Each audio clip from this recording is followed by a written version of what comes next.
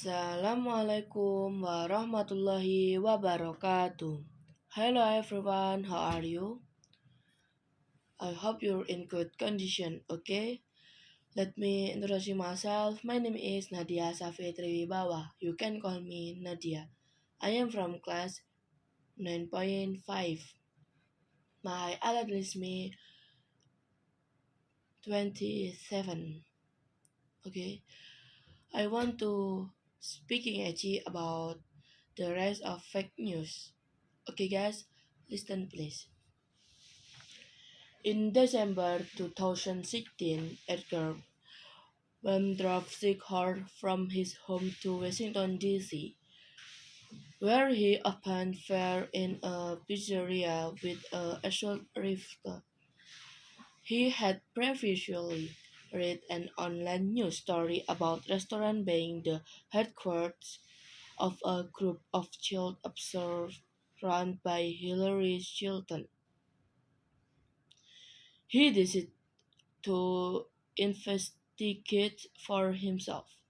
Fortunately, no one was hurt. The story about Hillary Clinton is one of the most famous examples of the growing phenomenon of fake news. The conspiracy theory about the pizzeria began to appear on websites and social networks in late October. Before the U.S. election, this was quickly denounced by publications such as the New York Times and the Washington Post. However, many people thought that these papers were themselves lying for political and instead of disappearing, the fake story snowballed. Tweets from Representative Stephen Smith of the 15th District of Georgia claimed that the mainstream media were telling falsehoods, even though both this name and district were inferred. The message was we tweeted many times. A YouTube representation of the New York Times article got 250,000 hits. Fake news stories can be hard to control for several reasons. Many people misuse established news sources and others just don't read them. So, the debunking of a fake story by a serious newspaper or TV channel has limited effect. In addition, the internet is very hard to police. When users are caught misusing one media platform, they simply go to another one or start up a website themselves. There are also various reasons why people create fake news.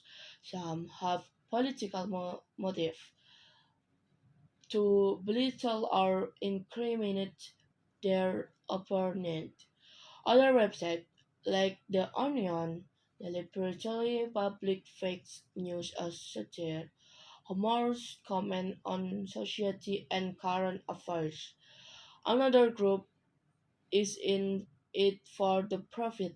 Many people clicking on entertaining fake news stories can bring in a lot of advertising revenue.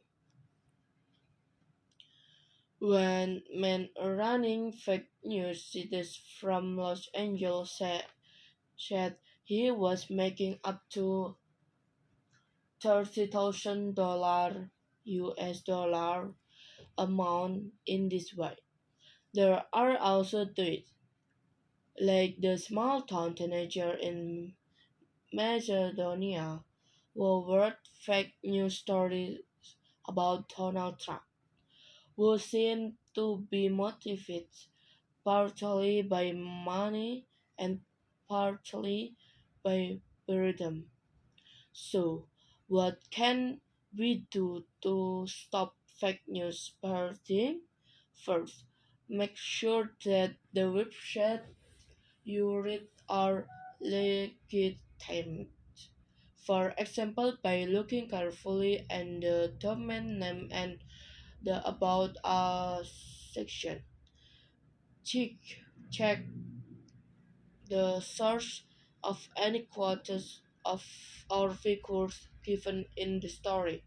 Remember that amazing stories about famous people will be covered by the mainstream media if they are true.